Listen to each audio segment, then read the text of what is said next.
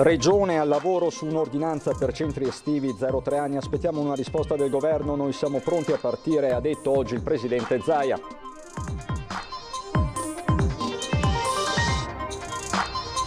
Caos trasporto pubblico con i treni presi d'assalto nel fine settimana dalla Regione, un appello al governo, l'assessore De Berti, i mezzi a disposizione non bastano. Irrompe nella conferenza stampa di Marghera il caso del direttore generale dell'azienda ospedaliera di Padova, deluso dalla classifica regionale sulla sanità veneta. Zaia, Flor non si tocca. Sul fronte sanità il PD attacca la Regione chiedendo di rivedere il piano sanitario e il perimetro delle ULS. Il segretario Bisato lancia la proposta di allargare la conferenza stampa di Zaia alle opposizioni. Festa del 2 giugno con celebrazioni in forma ridotta nel rispetto delle misure di sicurezza da Padova a Treviso, il grazie a chi ha combattuto contro il Covid.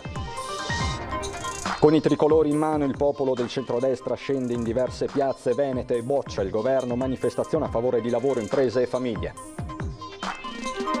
In attesa che riaprano i confini regionali in Veneto, spiagge prese d'assalto, lunghe code lungo le strade verso Jesolo che per questo ponte registra il tutto esaurito. Bentrovati telespettatori di Antenna 3 Nord-Est per l'edizione regionale dei nostri telegiornali. In apertura, come sempre, i dati del contagio in Veneto. Siamo in attesa, dobbiamo sottolinearlo, del secondo report di giornata, quindi i dati che vi leggo sono relativi al primo report di giornata, quindi relativo alla fascia notturna sostanzialmente, più 7 casi in tutto il territorio regionale, 4 di questi a Venezia, 1 a Verona, l'altro a Vicenza. Tutte le altre province sono a 0 contagi, 0 anche i decessi, quindi la curva del contagio continua a diminuire, continua la sua decrescita, possiamo dire decrescita felice. Questo nel giorno in cui Zaia è ritornato a parlare del fronte caldo costituito dai centri estivi. Regione impegnata per sciogliere l'ultimo nodo che rimane ancora al momento bloccato ed è quello che riguarda i centri estivi per i bambini della fascia d'età 0-3 anni. Inizieremo a lavorare alla nuova ordinanza da domani, annuncia il governatore Zaia. Noi abbiamo approvato come regioni le linee guida, però a tutt'oggi il governo non ci ha dato alcuna approvazione. In attesa di una risposta da parte del governo che però tarda ancora ad arrivare, la regione sta tentando di spingere sull'acceleratore per poter partire. Noi non è che possiamo aspettare i figli, perché le famiglie non sanno più come fare. Quindi cercheremo di andare in soccorso, ovviamente rischiando non poco. C'è poi la questione rette a preoccupare non poco le famiglie. L'unica via di uscita in questa fase è quella di modificare le linee guida. Però abbiamo iniziato l'altro ieri. Altro fronte sul quale la Regione sta lavorando per dare risposte ai cittadini è quello dei trasporti dopo l'assalto ai treni nello scorso fine settimana. I treni non ce ne sono a sufficienza per il fabbisogno che c'è e così vale anche per tutto il resto del trasporto pubblico. Zaia ha per questo scritto al Presidente della Conferenza delle Regioni Bonaccini. Per chiedere che ci sia una presa di posizione da parte delle regioni rispetto al trasporto pubblico locale. E a proposito di trasporto pubblico locale, l'assessore regionale ai trasporti Elisa De Berti ha fatto il punto sulla situazione e ha incontrato una delegazione del trasporto privato, lanciando al contempo un appello preciso al governo. L'obiettivo è quello di arrivare nel trasporto pubblico, nel trasporto privato, così com'è nel trasporto privato diciamo degli NCC, così com'è nel trasporto privato della macchina del privato cittadino, di arrivare ad utilizzare la mascherina e di poter occupare tutti i posti come si faceva prima. L'assessore regionale ai trasporti è Chiara. Oggi abbiamo un potenziamento con 27 treni, ha dichiarato durante la conferenza stampa del Presidente, ma nel momento in cui noi dal 14 giugno ritorniamo ad un'offerta di servizio che si avvicinerà, guardate, sarà dell'83-85%, ma di fatto su alcune linee sarà il 90-100% dei treni pre-Covid, io non avrò la scorta di treni per poter rinforzare e abbiamo tutta la partita economica. L'obiettivo è di arrivare a un accordo comune tra le regioni in modo che si possa tornare alle capienze originali con le dovute precauzioni.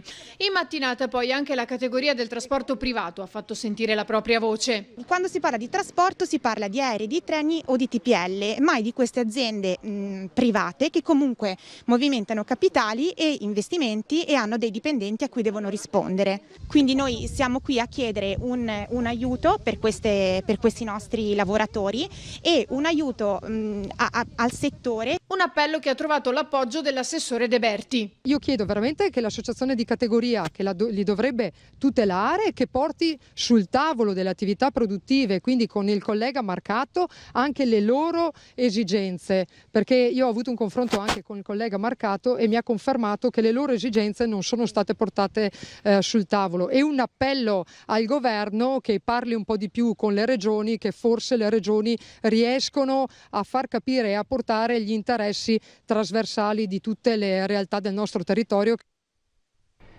Ma a tenere banco oggi a Marghera nel corso della conferenza stampa anche la polemica a distanza tra Regione e azienda ospedaliera di Padova, con Zaia che però ha scandito a chiare lettere: Flor, il direttore generale dell'azienda ospedaliera, non si tocca, lui e l'azienda non sono in discussione. Irrompe nella consueta conferenza stampa del presidente Zaia quello che ormai è stato ribattezzato il caso Flora, anche se il governatore dice non esistere alcun caso. Per capire cosa sia accaduto bisogna però fare un passo indietro e andare a vedere i punteggi assegnati ai direttori generali, che vedono Luciano Flora, alla guida dell'azienda ospedaliera di Padova, all'ultimo posto. Il direttore interessato non avrebbe preso bene questa graduatoria, parlando di un avviso di sfratto. A tutta la mia comprensione, solidarietà, non è un avviso di sfratto. Questa vicenda, ha spiegato Zaia, ha un aspetto umano, uno burocratico e uno manageriale. Dal punto di vista umano capisco il direttore Flor, dice il governatore. E Flor non è in discussione e lui da manager dovrà dire al mondo intero perché va via, se ha deciso di andare via, ma di certo non va via perché gli manca la sfiducia dell'amministrazione e l'amministrazione non fa giochetti per mandare via gente. È un fulmine a ciel sereno, sbagliato pensare che io possa mettere in discussione Flora e l'azienda ospedaliera di Padova, continua Zaia. C'è poi l'aspetto burocratico, aggiunge il presidente, che ricostruisce quanto accaduto spiegando come gli stipendi dei direttori generali prevedano una parte fissa e una premialità. Questo è un obbligo di legge che abbiamo. Personalmente penso che non sarebbe da dare premio proprio a nessuno. Avendo questa modalità di legge, per legge si costituiscono le commissioni che fanno dei parametri sulle quali noi siamo interdetti da qualsiasi intromissione per legge, è penale. Noi la approviamo perché la Giunta deve approvare l'esito del lavoro delle commissioni. La griglia, stilata da commissioni indipendenti, prevede vari parametri che vanno dall'efficienza dei servizi sanitari al rispetto di disposizioni regionali. Questa griglia con i punti stabilisce quanto del premio annuale deve essere erogato. Oggi noi stiamo discutendo della griglia delle valutazioni del 2018. È illegalità andare a prendere e sistemare i numeri. Se i numeri però vengono fuori male, e Flora ha ragione, probabilmente la griglia non tiene conto della peculiarità dell'azienda ospedaliera. Questa quindi la polemica di giornata con l'opposizione, Dem che va all'attacco, in questo caso il segretario regionale Bisato, che oggi nel corso della diretta straordinaria condotta da Ferdinando Avarino ha anche lanciato una proposta. Stiamo prendendo atto di affermazioni pubbliche da parte dei principali esponenti del sistema sanitario di questa regione, nello specifico a Padova. Io da padovano devo dire a Padova, dove ci sono stati i primi casi e dove, se non avessimo avuto persone di questo tipo, probabilmente avremmo fatto la fine della Lombardia. Getta benzina sul fuoco della polemica tra regione e azienda ospedaliera il segretario Dem Bisato, per cui il vero convitato di pietra di tutta la vicenda è il numero 1 della sanità veneta, Domenico Mantoan. E sullo sfondo, gioco forza, c'è il dominus della sanità veneta, che è il direttore generale del sistema sociosanitario, e quindi legato a filo doppio con, come dire, con la politica veneta. Per Bisato, che tra l'altro è anche presidente della conferenza dei sindaci dell'ULSS Padovana, la questione riguarda da vicino la geometria delle aziende sanitarie regionali. Il segretario Dem parte proprio da qui per invocare una riforma. La riforma che la Regione del Veneto ha fatto 4 anni fa in ambito sanitario va assolutamente rivista,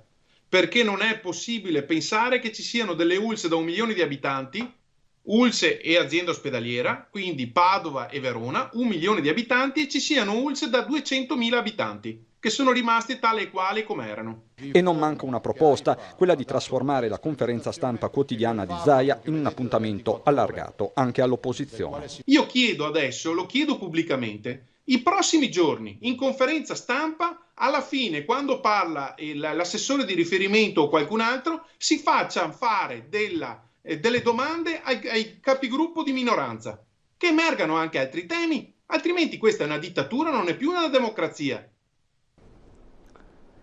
E c'è da registrare il maltempo che ha colpito in queste ore il Bellunese, lo vediamo dai vari siti di informazione. Questo è News in quota, grandinata colossale a Sedico e dintorni, il primo tocco di estate nel Bellunese, ma c'è anche il Gazzettino, violenta grandinata sul Bellunese, fuggi allagamenti di strade e taverne, questo soprattutto in Val Belluna, quindi nella zona tra Belluno e Sedico, la strada del Boscona, anche per intenderci. Maltempo quindi nel Bellunese, ma oggi è stata una giornata contrassegnata ovviamente dalla festa della Repubblica, dalle commemorazioni, una festa dai tantissimi significati, con il grazie dei prefetti a chi ha operato nell'emergenza, in questo caso il prefetto di Treviso, che è tornata poi anche sulla libertà di spostamento.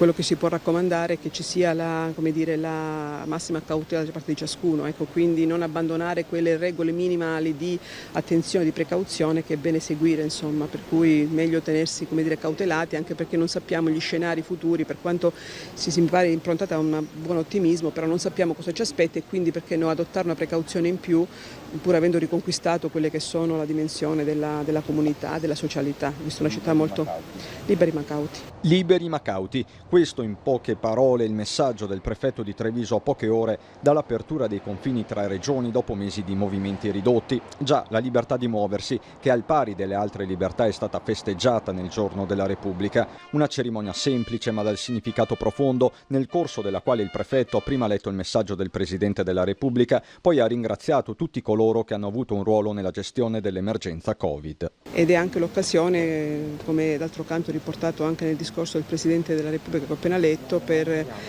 ringraziare tutti dello sforzo fatto e della collaborazione offerta durante i 3 mesi del lockdown e del periodo dell'epidemia che abbiamo dovuto in qualche modo fronteggiare sotto vari aspetti. Ma l'emergenza non è finita, da sanitaria è diventata economica, da qui il tavolo che nei prossimi giorni vedrà proprio in prefettura sedersi comuni e categorie. Tra le preoccupazioni l'accesso al credito delle imprese e il rischio criminalità, già segnalato, ma anche i timori per alcune fasce della popolazione in particolare. Teniamo conto che abbiamo ancora delle situazioni di disagio anche di carattere psicologico, i ragazzi ancora non vanno a scuola. Io ho ricevuto nei giorni scorsi alcune lettere, mi hanno colpito, di genitori che chiedono la riapertura delle scuole, perché evidentemente adombrano tutta una serie di situazioni che effettivamente, come di tutto, può contribuire a creare delle situazioni di tensione, di disagio economico, delle situazioni familiari, delle situazioni anche sanitarie che eventualmente sono state necessariamente in questi giorni, in questi mesi trascurate. Una festa della Repubblica che è di ripartenza, come insegnano la memoria e la storia. Persone più deboli, esposte a nuove forme di povertà, deprivazione e discriminazione. Festa del 2 giugno, oggi celebrata anche a Padova in forma ridotta rispetto al solito per le disposizioni di sicurezza. Il sindaco Sergio Giordani nel suo discorso ha voluto ringraziare i padovani per come hanno affrontato questi mesi di chiusura, un grazie anche alle forze dell'ordine, ma il pensiero del primo cittadino è andato soprattutto agli uomini e alle donne della sanità veneta. Se oggi possiamo guardare con un cauto ottimismo al futuro è grazie a loro, ha detto Giordani, che ha consegnato una targa alla dottoressa Elisabetta Canizzo, assistente sanitaria del Dipartimento Prevenzione dell'azienda ULSS Euganea, a nome di tutte le operatrici e gli operatori della sanità padovana. Quella di oggi è stata una giornata anche contrassegnata dalla politica e dalla contromanifestazione del centrodestra che è sceso anche nelle piazze del Veneto. In questo caso siamo a Mestre, in piazza Ferretto.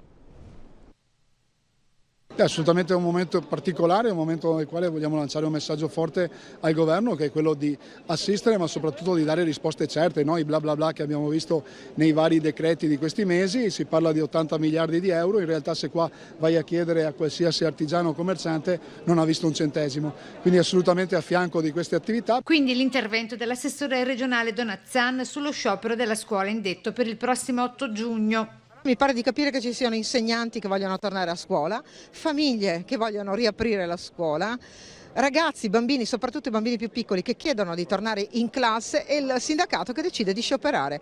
Questo è diseducativo e soprattutto non serve alla scuola italiana. Ricordo una delle misure presentate poco tempo fa, più di 300 milioni investiti per le aziende e per la ripresa, quindi il nostro auspicio è che il governo possa anche imparare, diciamo, dal presidente Zaia e da tutta la sua squadra della Regione Veneto. A sostegno delle imprese e delle famiglie con nuove politiche abitative anche l'assessore comunale d'Este. È uno dei tanti temi sui quali ci dovrebbe essere maggior sensibilità, ma per tradurre questa sensibilità dovremo vedere delle azioni concrete, non fra mesi, dovremo vederle domani e questo è quello che la gente ha bisogno oggi. Le aziende hanno bisogno della liquidità oggi, le famiglie hanno bisogno di essere aiutate oggi e non fra 6 mesi, un anno, quando tutto si sarà già esaurito.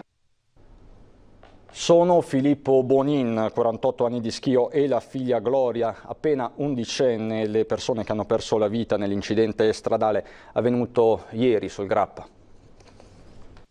Filippo Bonin era partito da poco da Cima Grappa, dove aveva portato in gita la figlia Gloria. Un bel giro in moto, un giorno di sole che stava per volgere al termine e che avrebbe visto di lì a poco il rientro di padre e figlia a schio. Ma Filippo, che aveva 48 anni, e la sua bambina appena undicenne non torneranno più a casa. La BMW su cui viaggiavano verso valle sulla provinciale 148 del Monte Grappa si è scontrata con una Kawasaki che procedeva verso la cima. In seguito all'urto Filippo e Gloria sono caduti a terra, perdendo entrambi la vita. L'uomo, che era in sella alla Kawasaki, ha tentato di prestare i primi soccorsi, aiutato anche da altri automobilisti di passaggio. Sul posto è arrivato anche il SUEM, il cui personale ha cercato in ogni modo di rianimare Bonin e la figlia. Ogni tentativo si è però rivelato vano. I rilievi del sinistro sono stati eseguiti dai carabinieri della compagnia di Bassano. Salme e mezzi sono stati posti sotto sequestro. Per noi adesso c'è la pubblicità. A dopo.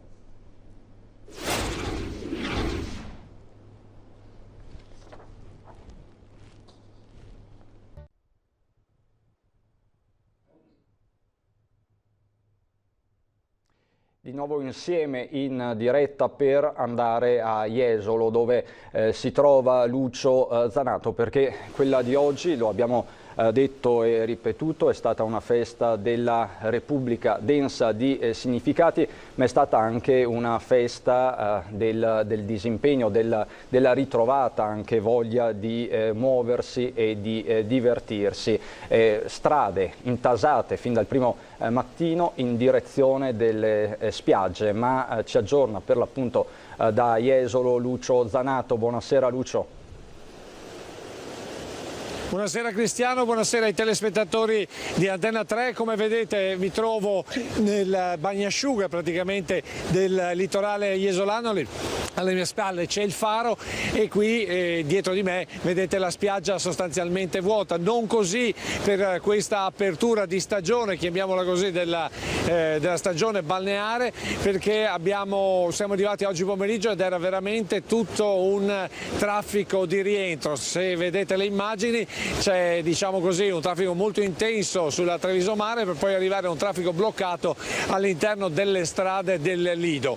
Credo che molta gente questa sera arriverà tardi a casa, perché veramente c'era molta gente in spiaggia, c'era molta gente lungo le strade. In spiaggia, come vedete dalle immagini che abbiamo girato nel tardo pomeriggio, soprattutto nella parte libera, c'era tantissima gente, tanti giovani, tanta voglia insomma di incominciare bene la stagione. Però tutto nel rispetto delle regole, tanto è vero che abbiamo sentito il responsabile di un tratto, qui siamo vicino a Piazza Mazzini, abbiamo sentito il responsabile della spiaggia, il responsabile del controllo di distanza, chiamiamole così. Sentiamo cosa ha detto ai nostri microfoni.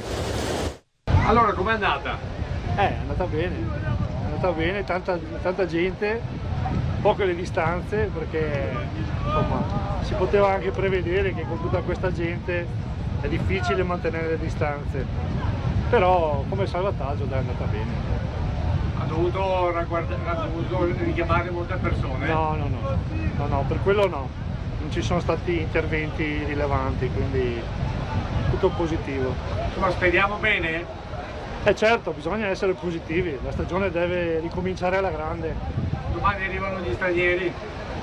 Non credo, ho paura che per gli stranieri bisogna ancora un po' aspettare.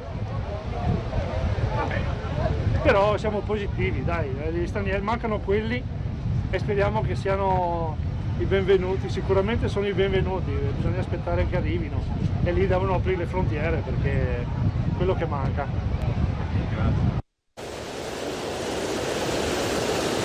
Ecco appunto, quello che viene a mancare in questo momento sono gli stranieri, però c'è il buon auspicio annunciato ieri dal sindaco di Venezia Brugnaro con 200 tedeschi presenti a Venezia, quindi se il buongiorno si vede dal mattino, diciamo l'apertura di questa stagione è positiva sia per quanto riguarda il turismo veneto, trevigiano-veneto qui a Jesolo, sia per quanto riguarda diciamo, il turismo internazionale, vedendo appunto questo annuncio su Venezia.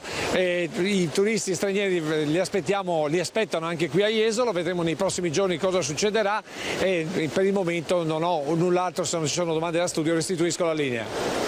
Grazie Lucio, grazie davvero, buon lavoro e buona serata, ci aggiorniamo nelle prossime edizioni. Noi ritorniamo a Treviso, musei civici aperti e gratuiti per tutti i trevigiani, prorogata fino al 27 settembre la mostra Natura in Posa.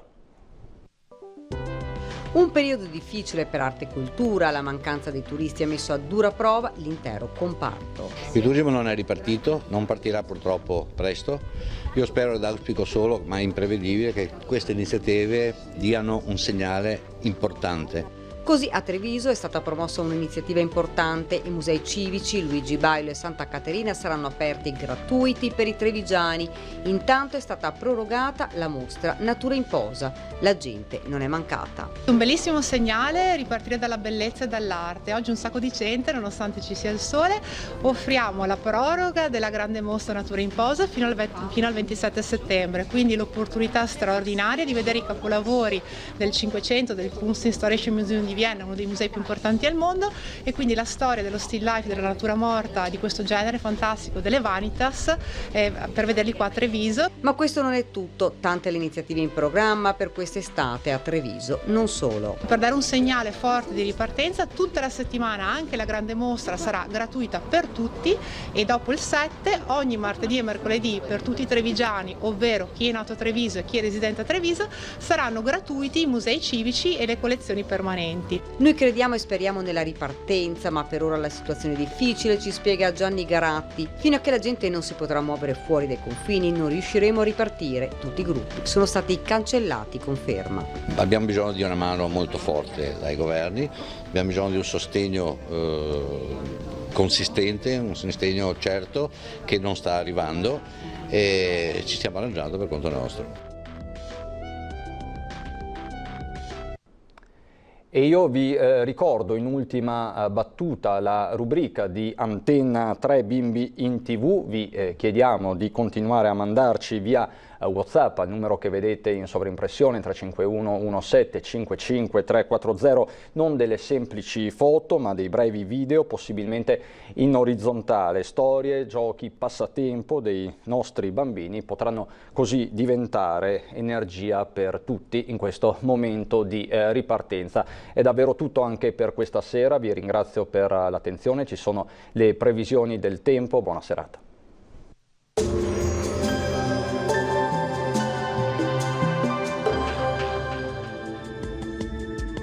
Benvenuti al Meteo. Pressione in calo al nord, dunque sulle nostre regioni sarà una giornata con tempo piuttosto variabile. Vediamo insieme il dettaglio di mercoledì 3 giugno. Sul Veneto, dopo un avvio di giornata stabile e soleggiato, al pomeriggio e soprattutto in serata la situazione è destinata a peggiorare con fenomeni temporaleschi via via più diffusi, localmente anche intensi, specie durante la notte. Temperature comunque calde, minime tra i 13 e i 17 gradi, valori massimi oscillanti invece tra i 23 e i 29 gradi all'incirca.